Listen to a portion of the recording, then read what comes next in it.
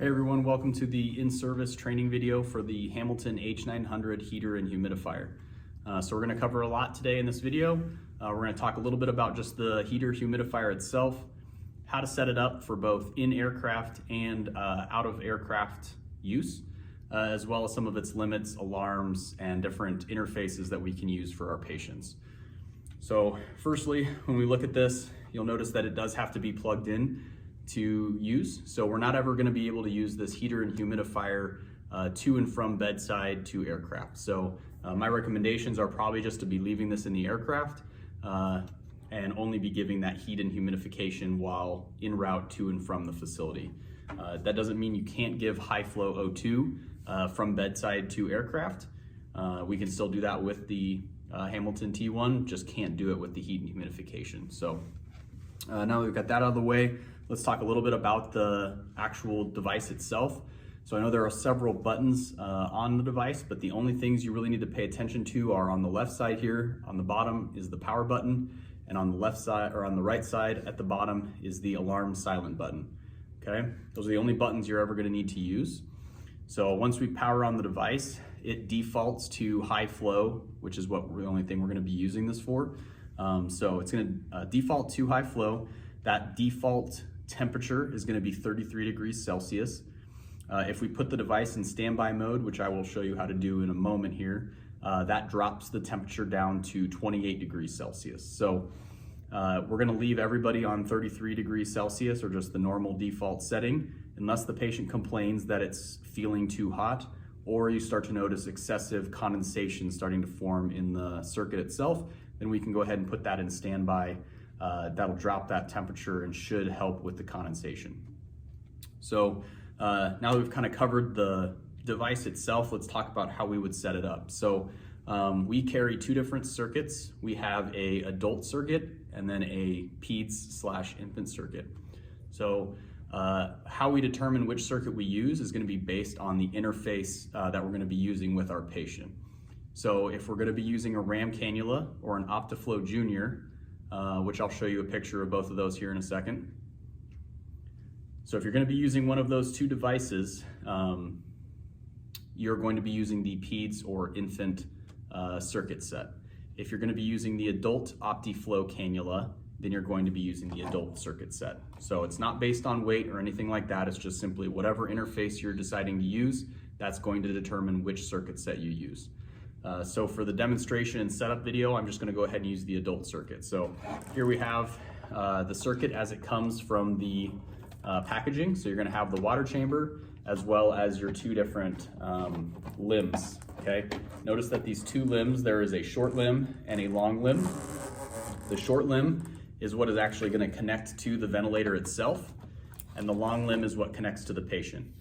These are not interchangeable, as this long patient limb actually has wire that kind of circumvents the entire, or I should say rather, covers the entire inside of the tubing that actually generates heat, so that ensures that by the time the O2 gets to the patient, it is still warm and humid. So very important, we cannot interchange these two limbs. So again, long one is to the patient, short one is to the ventilator.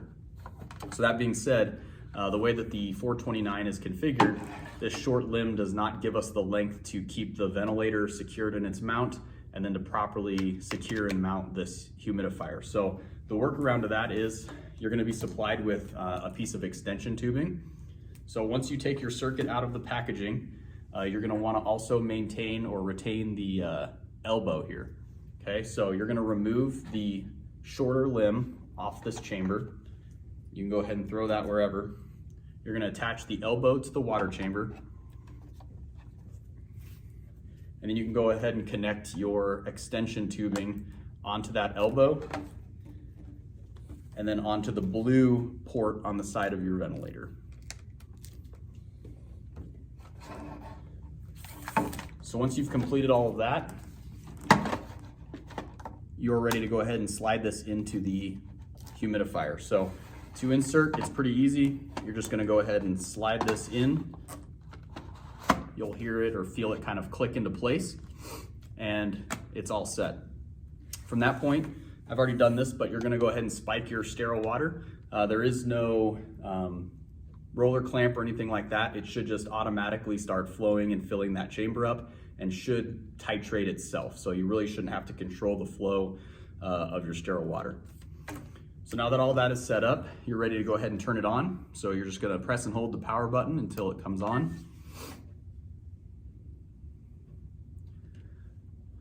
So as it comes on, you're gonna look at the top here and you're gonna see 2 green arrows, okay? If your arrows are red, it means that your chamber is not fully seated into the heater and humidifier. My recommendation would just be to kind of like wiggle it around, kind of press down on these 2 different circuits to make sure that you're fully seated, and you should get your 2 green arrows. From that point, this thing is already heating.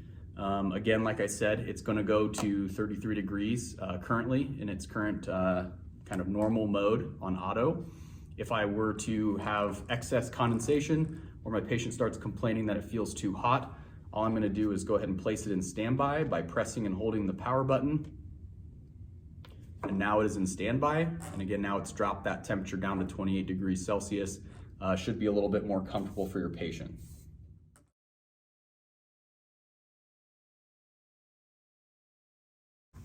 Okay, so now we're gonna talk about our different setups depending on where we're at in the call. So what this is gonna look like at bedside is gonna look different than what it's gonna be when we're in the aircraft actually transporting the patient and have access to power. So you can see this is how it's gonna look when we are in the aircraft. So my humidifier is plugged into power. I have my long extension hose connected to my vent. If you can imagine this being in the ventilator mount in the aircraft. We'll talk a little bit later and I'll share a picture with how we're gonna secure this to the floor. And then this is gonna be going to the patient. So one thing of note, this tubing does get warm and it does say in the user's manual just to make sure that if this is in contact with any bare skin, that we just make sure that it's not getting too hot. So just something to note. Your patient should be awake and conscious for this procedure, so they should tell you if it's getting warm, but just something to be cautious of. So now let's talk about how are we gonna give high flow O2 without this heater and humidifier. So this would be at bedside to the aircraft. So my recommendation is getting all of this set up in the aircraft, and then when you're ready to land and go into the facility to start this, you're actually gonna disconnect this corrugated tubing from your ventilator. You're also gonna disconnect the patient limb from your humidifier setup, and you're gonna leave this in the aircraft plugged in. Obviously it's not gonna be on because the aircraft power is gonna be off, but this is just gonna sit there and wait for you and your patient. So you're gonna take the patient limb and you're gonna plug it into that same port that we had the humidifier plugged into. So you notice too, there is the little picture of the arrow pointing to the person. So that is the outward, or what we're gonna actually be giving to the patient. And you're just simply gonna push this circuit end onto here. And then you are ready to give high flow oxygen to your patient using whatever interface is appropriate.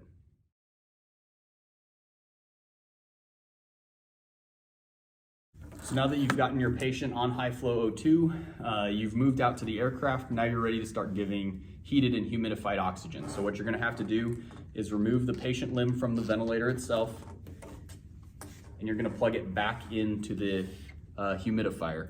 So notice that there are some electrical connections on the distal end of this circuit. Make sure that those line up with the ones on the humidifier. Press down firmly until the arrows turn green. Okay, so I have my green arrows. And this is again going to your patient.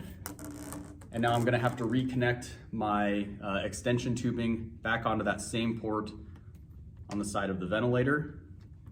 And now it should provide that heated humidified O2.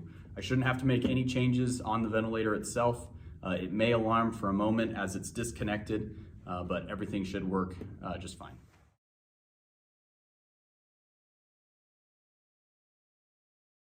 Okay, so now we're going to talk about the different interfaces and how they connect to the H900 circuits. So we'll get the adult one out of the way because it's the easiest. So the only interface that we're going to be using with the adult circuit is going to be the OptiFlow cannula. So this is what you're going to see with your Vapotherm or your Airvo patients. Okay, so again, this is an adult cannula. There are several different sizes. Just remember that the sizing, these nares or these nasal prongs should fill about 3/4 of their nair. So again, more than likely they're already probably on this therapy and you're just going to be utilizing this and disconnecting this from the Airvo machine, connecting it to your circuit. So for this, super simple, it just simply plugs right in. So that's everything for the adult circuit. So now let's talk about the pediatric and infant circuit. So like I stated earlier, you have two different interface options with the infant and pediatric circuit. You have either the OptiFlow Junior cannula. Again, there are multiple sizes, they're color-coded, and we do have a quick guide that I've made for every base that should be in the aircraft that will help you with sizing if you're gonna go ahead and initiate this therapy as to which OptiFlow Junior cannula you're gonna be using. So again, OptiFlow Junior cannula, or you should all be familiar with the RAM cannula as well. So these are your two high flow interfaces for your littles. So how we connect these two varies. So with the OptiFlow Junior, notice there's these little rabbit ears inserted at the end here. You're just gonna go ahead and remove those rabbit ears. And then this just simply slides over the top of your circuit and you're ready to go. Make sure that you do retain this rabbit ears so that when you get to the receiving facility, you can put this back on the cannula, because more than likely they're gonna be hooking them back up to Vapotherm or Airvo, so that way they can actually connect the cannula. So, because these cannulas do stick to their face, they have like a sticky interface, so we don't wanna have them take it off and put it back on. Well, it would stink for the patient. So make sure you keep those rabbit ears. When it comes to RAM cannula use, the infant and pediatric circuit set comes with this whole bag of adapters. So within this bag of adapters, you're going to be grabbing this guy right here. So it's clear. And what you're gonna do is just go ahead and insert the small end into your circuit. And then the larger end will allow you to connect your RAM cannula. So that's what that's gonna look like. And that's how you connect your interfaces.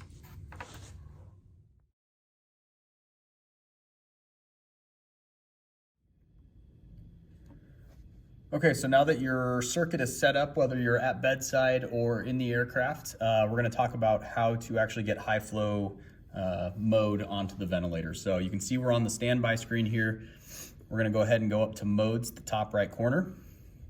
And then you'll see down at this bottom corner, it says high flow O2. Go ahead and select that and confirm. Notice you only have two different things that you can actually change on this setting. You have flow, and then you have an FiO2 or oxygen percentage, okay? So I'm gonna go ahead and just change this to 21% just so we don't get any alarms. And then we're gonna go ahead and confirm and start therapy. Notice also, there is no patient body weight or sex or anything like that, because this is just simply giving high flow oxygen. So we're gonna go ahead and start therapy, and that's all there is to it. Okay, again, we can change this now that we're actually providing the therapy. If I wanted to increase my flow, just simply select it, turn my dial, and confirm. Okay, when it comes to your different therapies, again, this quick reference guide that I made for every aircraft is gonna have a chart. So when it comes to the pediatric OptiFlow Junior dosing and sizing, there is this nice little chart provided for you guys. So if you are initiating this, you have something to reference off of as to what limits you have for your flow rates and your FiO2 based on your cannula size and your patient size. Okay, so the last part of this video, we're just gonna talk about how we're gonna secure the device into the back of the aircraft.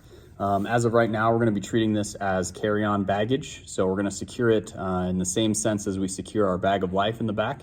So we're gonna be utilizing two of the seat belts that have the floor rail attachment clips to them, similarly to how we secure our intra-aortic balloon pump into the back of the aircraft. So I will provide you with that picture here at the end of the video. And again, if you have any questions, please follow up with me by email or phone, and hope this was helpful. Again, if you have any questions, please let me know. Bye.